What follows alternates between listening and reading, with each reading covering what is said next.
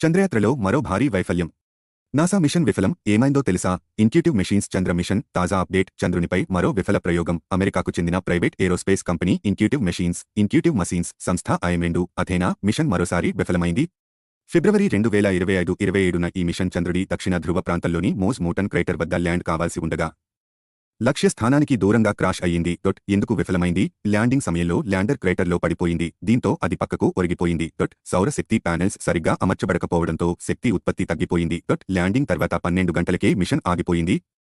NASA ప్రాజెక్టులో రెండో వైఫల్యం. నాసా ప్రోత్సాహంతో జరిగిన ఈ మిషన్ ఈ ఏడాది ఫిబ్రవరిలో విజయవంతమైందని మొదట భావించారు.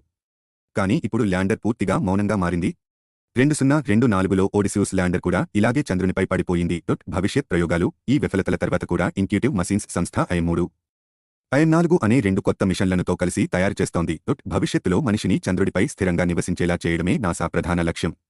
కానీ ప్రైవేట్ కంపెనీల భాగస్వామ్యంతో జరుగుతున్న ఈ ప్రయోగాలు వరుసగా విఫలమవుతుండడం ఆందోళన కలిగిస్తోంది.